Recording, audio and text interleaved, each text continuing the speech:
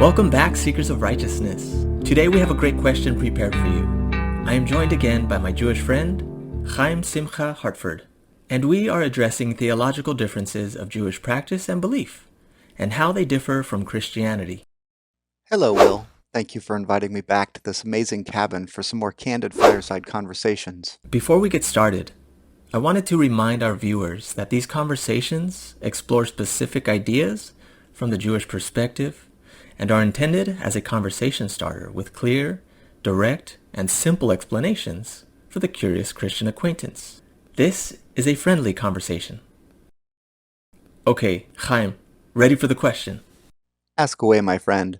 Last week, we discussed the reason why Jews don't rely on the New Testament. 3 main ideas were presented. First, it is because the Torah was sealed and finished in its totality at Sinai. Second, the New Testament is a test to the Jewish people, and following it will cause their Jewish descendants to assimilate and stop being religious Jews. And third, the Jews cannot accept additions to the original message of the Torah. This week, we wanted to ask, why don't Jews or Noachites believe in the miracles of Jesus? I want to start off by saying that Jews absolutely and unequivocally believe in miracles. This is foundational to our faith, from the Exodus through the prophets and down to our time. I was recently asked this very question at work. I explained that we believe that there are many miracle workers in all faiths, including Judaism. We simply don't need them as proof to go against the Torah or the teachings of our elders. If someone received a miraculous healing, that's great. Some people even say modern medicine is miraculous. It could be that the miracle is beyond our understanding or comprehension and are amazing, life-changing events. But these are not reasons why Jews, or anyone for that matter, should exchange one faith for another. What then is the point of miracles, if not as proof or confirmation? Christians claim that Jesus performed miracles as proof that he was the Son of God, the promised Jewish Messiah, and to strengthen the believers in his authority. If I believe in my wife, for example, I don't need further proof of her existence or any additional strengthening. If I believe in God, then I also don't need further proof. Miracles are simply like a sign or a banner that God alone actively rules the universe. They enhance the relationship and strengthen faithfulness to him alone. It is a reminder that God cares and will intervene as needed. Belief and commitment should never be dependent on outward expressions. It could also just be a test of commitment to see if you will exchange God for another religion. Okay, but don't the miracles prove that Jesus was the prophesied Jewish Messiah, as Christians claim? Many Christians believe that miracles prove that Jesus is the promised Jewish Messiah. Other religions also believe that their prophet is the foremost because of his power. For example, in Islam, Muhammad is believed to have performed numerous miracles during his life, but, as we mentioned, this doesn't prove the case. The Jewish view of the future Messiah does not need to use miracles to prove to anyone his claim. He will be a direct descendant of the Davidic dynasty. He will rebuild the temple in Jerusalem, gather Jews from every corner of the world, and bring them back to the land of Israel. All the nations of the world will recognize him as a world leader and will accept his authority. The proof will be the times he lives in. Universal world peace, knowledge of God, no wars, no famines. Miracles alone do not prove this. Oh, okay. So even though miracles may follow, they will not be proof. Only the attributes of the king and the Messianic age itself are the evidence.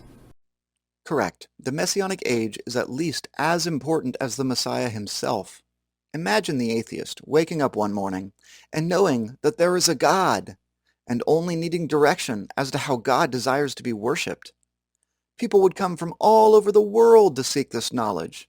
That would definitely be a good reason that people would expect and accept the Messiah as a knowledgeable Jewish king to provide answers to both the Jews and the rest of the world. Deuteronomy 30:10-14 states, "When you obey the Lord your God, to observe his commandments and his statutes written in this Torah scroll, and when you return to the Lord your God with all of your heart and with all of your soul, for this commandment which I command you this day is not concealed from you, nor is it far away. It's not in heaven that you should say, "Who will go up to the heavens and fetch it for us and tell it to us so that we can fulfill it?"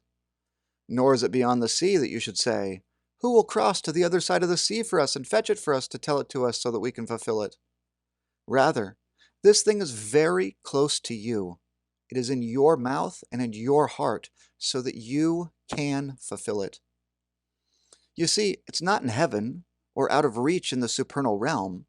Not everyone can perform miracles or receive prophecy. God's will was made known in His Torah. That seems pretty clear that God didn't put the Torah out of reach, making it accessible to only the prophets. But what about the performance of miracles, as evidence to clarify a message or law? Is that how the rabbis, prophets, and judges perform miracles, as a means of clarification? Nope. Moses handed down the method for interpreting the Torah as God instructed to the elders, judges, and priests for every generation. Today, these are the rabbis who study these very same methods given to Moses. I remember reading about that. Deuteronomy 17:8-11. If a matter eludes you in judgment, between blood and blood, between judgment and judgment, or between legion and legion, words of dispute in your cities, then you shall rise and go up to the place the Lord your God chooses. And you shall come to the Levitic Kohanim and to the judge who will be in those days. And you shall inquire, and they will tell you the words of judgment. And you shall do according to the word they tell you, from the place the Lord will choose. And you shall observe to do according to all they instruct you. According to the law they instruct you, and according to the judgment they say to you. You shall do. You shall not divert from the word they tell you, either right or left. In a previous conversation, we spoke about the method of transmission and interpretation found in the oral Torah, the Talmud. The Talmud is how the judges in your day know how to give a correct judgment. As you pointed out, it doesn't mention anything about confirmation, prophecy, signs, or miracles being the method, only oral instruction. Correct. We incline after a majority decision in rabbinic law. Today, the judges and students of these laws are our rabbis. Here's some clarification from Maimonides about miracles in his work, The Foundations of Torah, Chapter 8.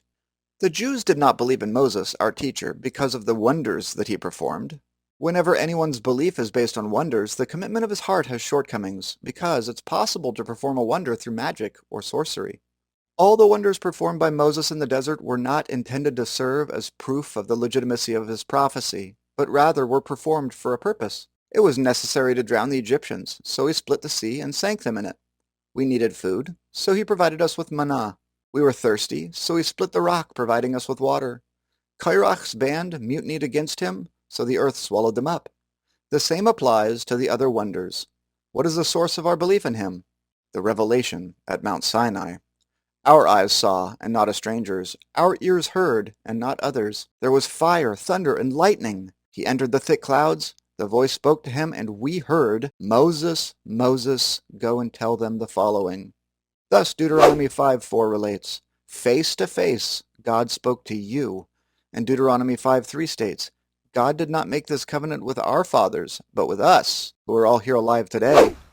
How is it known that the revelation at Mount Sinai alone is proof of the truth of Moses' prophecy that leaves no shortcomings? Exodus 19:9 states, "Behold, I will come to you in thick clouds, so the people will hear me speaking to you, so that they will believe in you forever."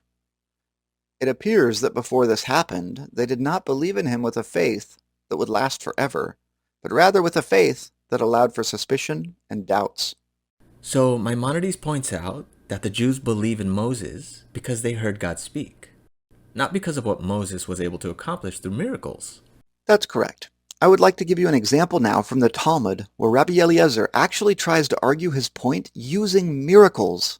The response is pretty astounding. Imagine a courtroom where multiple judges are deciding a specific case and miracles happen to support one opinion. Bava Metzia 59b. After failing to convince the rabbis to accept his view as the correct legal decree using only his logic, Rabbi Eliezer said to them, "If the rabbinic law is in accordance with my opinion, this carob tree will prove it." The carob tree was uprooted from its place 100 cubits. Some say 400 cubits. The rabbis said to him, "One does not cite rabbinic legal proof from a carob tree." Rabbi Eliezer then said to them, "If the rabbinic law is in accordance with my opinion, the stream will prove it." The water in the stream turned backwards and began flowing in the opposite direction. And they said to him, "One does not cite legal proof from a stream." Rabbi Eliezer then said to them, "If the rabbinic law is in accordance with my opinion, the walls of the study hall will prove it." The walls of the study hall leaned inward and began to fall.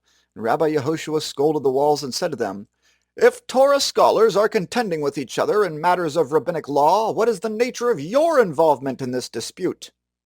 The Gemara relates, "The walls did not fall because of the deference due to Yehoshua, but they did not straighten because of the deference due to Rabbi Eliezer, and they remain leaning still."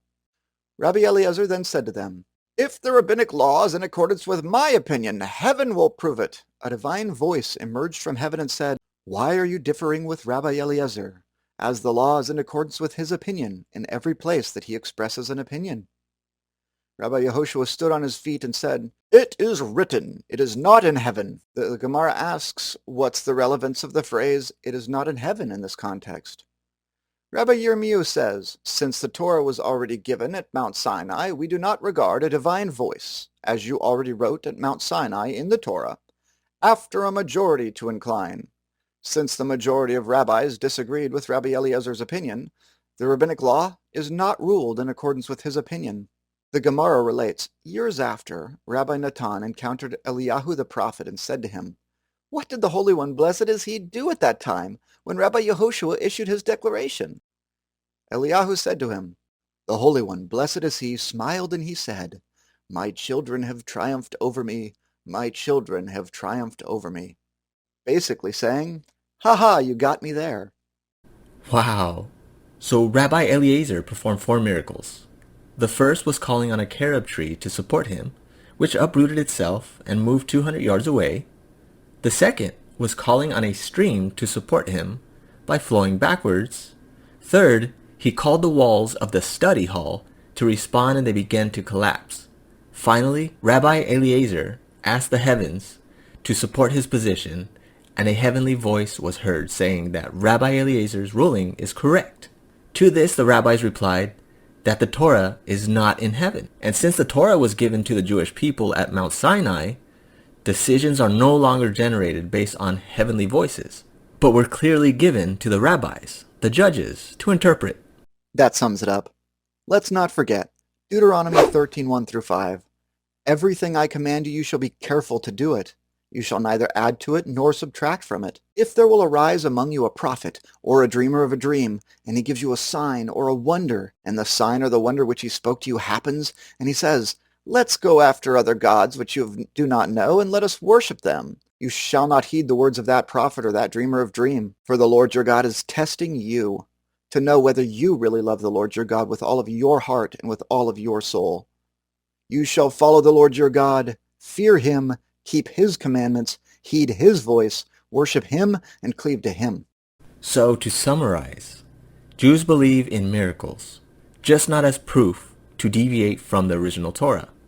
The Torah is no longer up in heaven, as it was brought down and given to us. Miracles are not meant to clarify laws, but to strengthen people. And finally, miracles could simply be a test from God.